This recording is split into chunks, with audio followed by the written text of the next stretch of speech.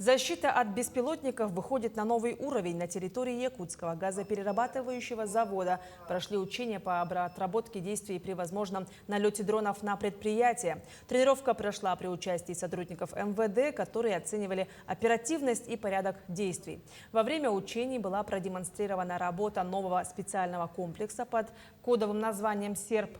Он обеспечивает защиту территории в радиусе 5 километров и способен бороться с большим количеством дронов. Кроме того, прошла эвакуация сотрудников завода. Подобные мероприятия пройдут на территории всей республики. У нас на других объектах жизнеобеспечения будет проходить учения, сопряженные с такой же водной, при ракетной опасности, воздушной опасности, в том числе беспилотных летательных аппаратов.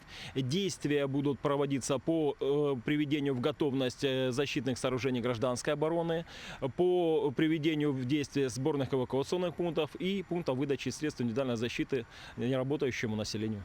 При штабной тренировке уже проведена была сегодня, 1 октября, практическая проверка системы оповещения населения республики, задействование конечных устройств перехватом телерадиоэфира.